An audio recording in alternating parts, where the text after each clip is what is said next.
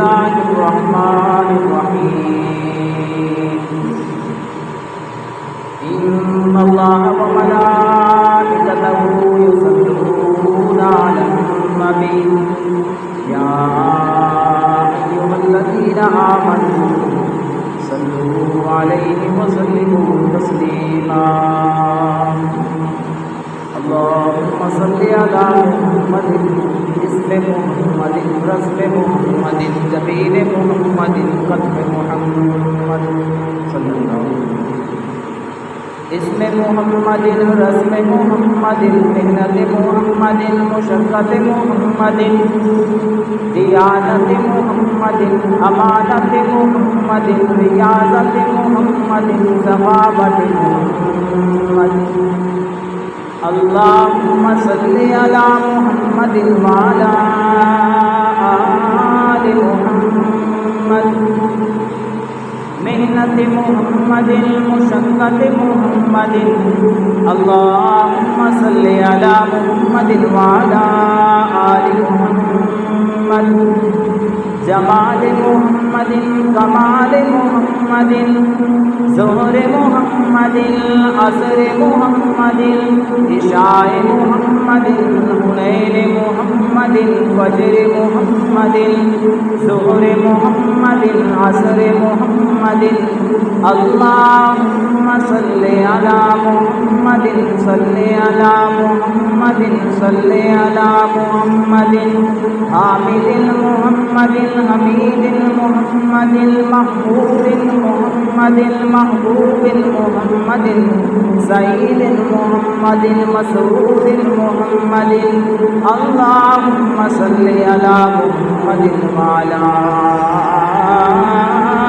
آل محمد كما صليت على إبراهيم وعلى آل إبراهيم إنك حميد مجيد اللهم بارك على محمد وعلى آل محمد كما باركت على إبراهيم وعلى آل إبراهيم إنك حميد مجيد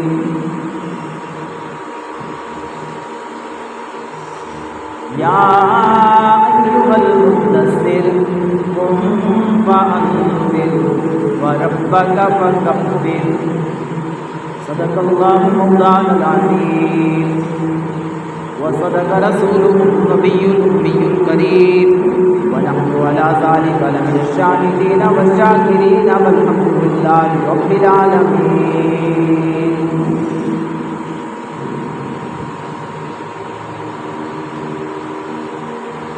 بڑی و پیاسی سنت و انتصاری کے ساتھ درخواست ہے التجا ہے گزارش ہے اس دربار لا یزال لجپال بے مثال رحمت ذوالجلال ذات اقدس جل جلالہ عز نوالہ اس ناقص العلم و طالب علم نہیج میدان درویش کو جمعۃ المبارک کی اس مبارک مختصر نشست کے اندر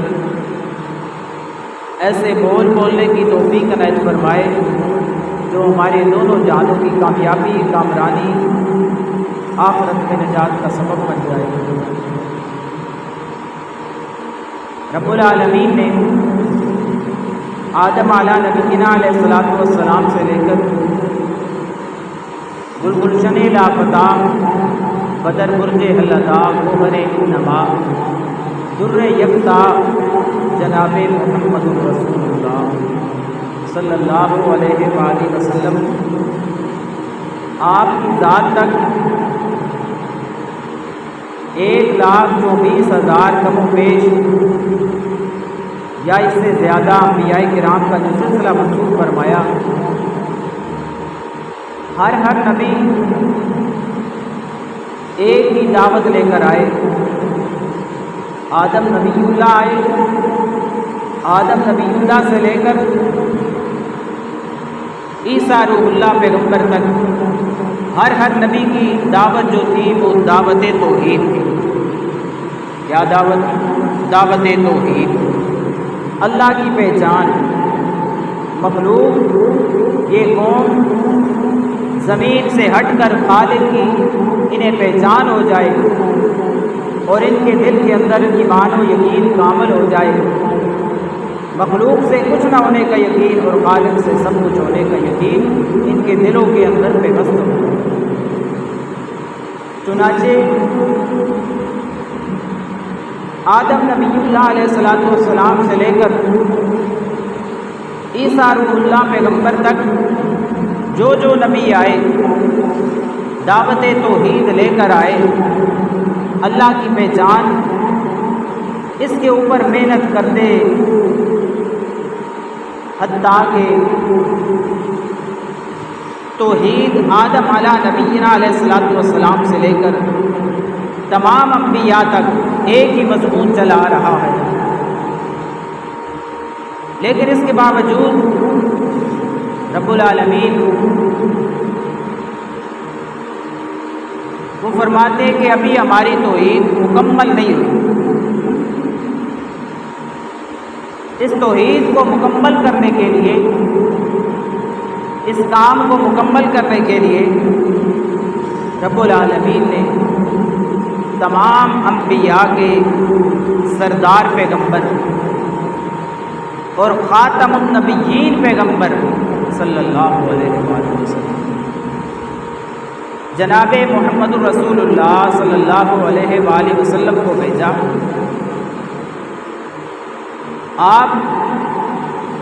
آپ نے وہ کام توحید کا مکمل کیا اور اپنی زندگی کے آخری سال یہ اعلان فرمایا حجت الوداع کے اندر، کسی عربی کو اجمی پر، کسی اجمی کو عربی پر کوئی برتری حاصل نہیں۔ اللہ کے نزدیک وہی ہوگا جو تقوی میں سب سے زیادہ پرہیزگار ہے، تقوی میں کامل ہے، پرہیزگار ہے۔ اور اعلان فرمایا آج کے دن تمہارے لیے تمہارا دین پسند کر لیا گیا، تمہارا دین مکمل کر لیا گیا، اور بے شک یہ ایک سچے نبی کی زبان سے یہ اعلان ہو سکتا ہے صلی اللہ علیہ وسلم۔ اعلان فرمایا الیوم اکملت لکم دینکم واتممت علیکم نعمتی ورضیت لکم الاسلام دینا۔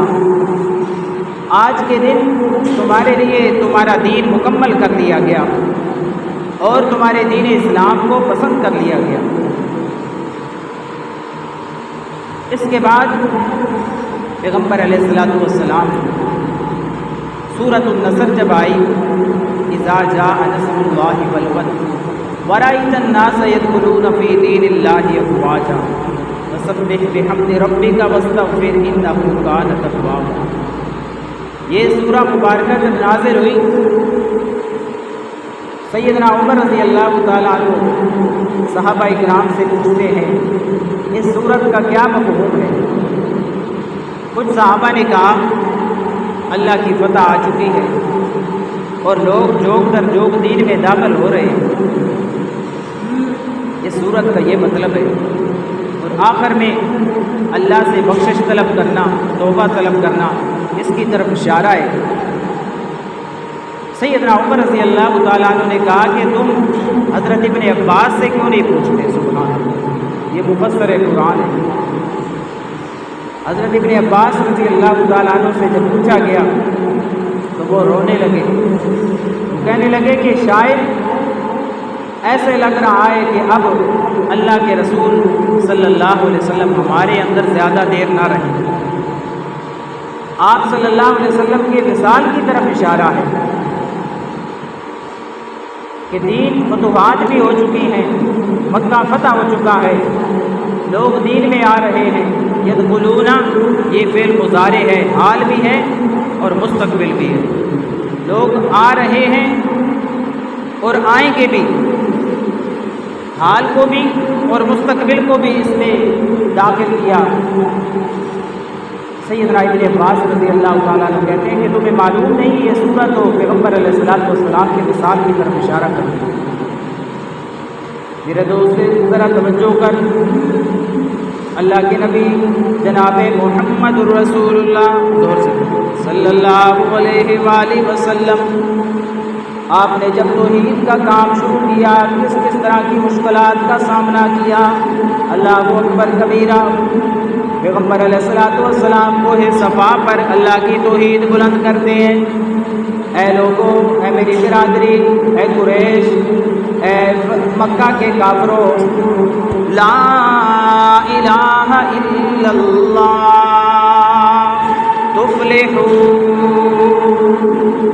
اس کلمے کو زبانی پڑھنے سے کچھ نہیں ہوگا، اس کلمے کو سمجھ کر پڑھو، دل کے اندر رکھنا، ایمان و یقین کے ساتھ تمہارا کام ہے۔ پچھلے سارے گناہوں پہ قلم پھیر دینا رب العالمین کا کام ہے۔ لا الہ الا اللہ، نہیں کوئی تمہاری دعائیں سننے والا، نہیں کوئی تمہاری مشکلات کو خوشیوں میں تبدیل کرنے والا، نہیں کوئی تمہارے دکھوں کو سکھوں میں تبدیل کرنے والا، نہیں کوئی تمہارے مرادیں پورے کرنے والا، نہیں کوئی تمہیں اولاد دینے والا، نہیں کوئی تمہیں رزق دینے والا مگر الا اللہ، ایک اللہ کی ذات۔ یہ پیغام توحید جب بلند فرمایا پیارے رسول اللہ صلی اللہ علیہ وسلم نے، عرب کے کفار جو پہلے صادق اور امین کے نعرے لگاتے تھے، پیغمبر علیہ الصلوۃ والسلام کے دائیں بھی آتے بائیں بھی آتے، بڑی محبتوں کے اظہار کرتے، بڑے جشن مناتے، وہی کفار پیغمبر علیہ الصلوۃ والسلام کے جان کے دشمن بن گئے۔ ابو لہب پتھر اٹھاتا ہے اور پتھر مارتا ہے پیارے رسول اللہ صلی اللہ علیہ وسلم کے سر مبارک پر، سر مبارک زخمی ہو جاتا ہے، خون بہنے لگ جاتا ہے، اور ساتھ میں بکواس بھی کرتا ہے، تبا لک یا محمد، نعوذ باللہ، اے محمد صلی اللہ علیہ وسلم، تیرے ہاتھ ٹوٹ جائے جن ہاتھوں سے تو نے بلایا ہمیں۔ اللہ، یہ زمین پر بددعا دیتا ہے میرے پیارے پیغمبر کو، عرش سے رب العالمین جبرائیل امین کے ذریعے پیغام بھیج دیتے ہیں اور اتنے سخت ناراضگی کا اظہار کرتے ہیں۔ اسی ابو لہب کی وعید کی خاطر فرماتے تبت یدا ابی لہب وتب، اے ابو لہب تیرے ہاتھ ٹوٹ جائیں جن ہاتھوں سے تو میرے پیغمبر کی طرف اشارہ کر رہا ہے بددعا کا، تیرے دونوں ہاتھ ٹوٹ جائیں۔ تبت یدا ابی لہب وتب، پوری سورہ ابو لہب کی وعید کے اندر نازل ہوئی، اور جنگ بدر میں یہ ابو لہب شرکت نہیں کی اس نے۔ جنگ بدر کے 7 دن کے بعد، جنگ بدر کے 7 دن کے بعد اس کو طاعون کی مرض لگ جاتی ہے، اتنی گندی مرض اسے لگتی ہے، پھوڑے پھنسیوں کی مرض لگتی ہے، کوئی اس کے قریب بھی نہیں جاتا۔ دور سے حبشہ سے 2 چوڑے منگائے جاتے ہیں، اسی طاعون کی مرض سے ابو لہب کی موت ہو جاتی ہے۔ حبشہ سے 2 چوڑے آتے ہیں، بوری میں ڈال کر ابو لہب کو گھسیٹ کر گڑھے میں پھینک دیتے ہیں۔ ابو لہب کے اپنے بیٹے بھی ابو لہب سے دور ہو جاتے ہیں۔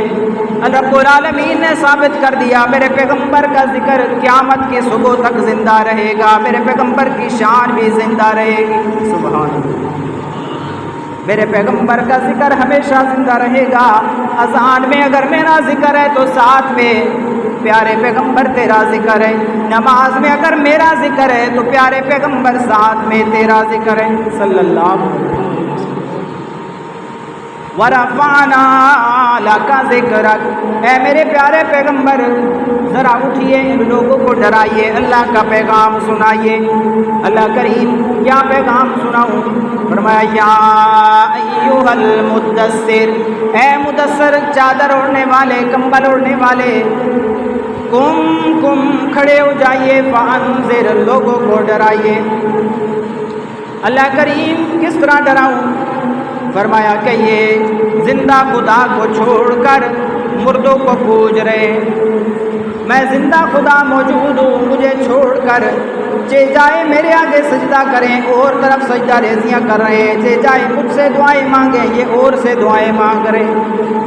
ان کو چاہیے یہ تھا مسجد کے اندر آئیں، 2 نفل پڑھ کر مجھ سے دعا کریں، ایک مرتبہ سچے دل کے ساتھ آنسو بہانا ان کا کام، ان کی مرادیں پوری کر دینا میں اللہ کا کام۔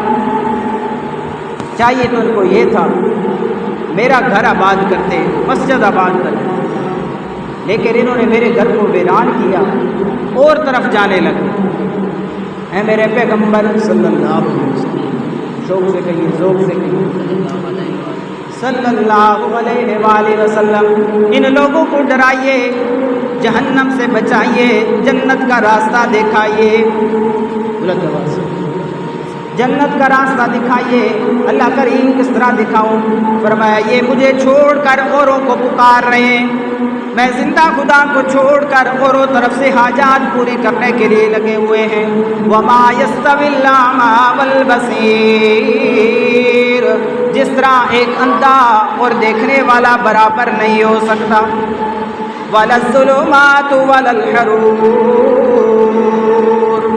اندھیرا اور روشنی بھی برابر نہیں ہو سکتی، ولا الظل ولا الحرور، جس طرح سایہ اور دھوپ برابر نہیں ہو سکتی۔ اے میرے پیغمبر ان کو بتا دیجئے، اللہ زندہ کو چھوڑ کر جہاں تم جا رہے ہو کوئی بھی تمہاری مرادیں پوری کرنے والا نہیں۔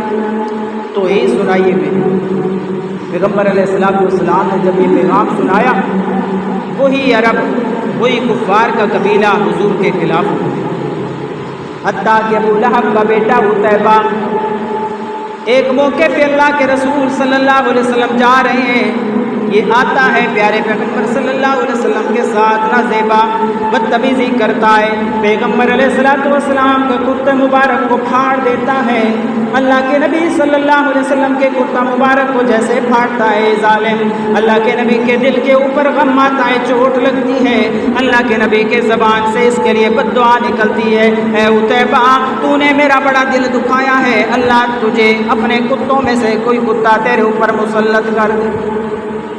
پیغمبر صلی اللہ علیہ وسلم کے الفاظ سے ہمارا ایمان ہے، یہ سورج بے نور ہو سکتا ہے، یہ 7 زمینیں 7 آسمان، یہ کارخانہ قدرت تباہ و برباد ہو سکتی ہے، جو پیغمبر علیہ السلام کی زبان سے الفاظ نکلے وہ کبھی غلط نہیں ہو سکتے۔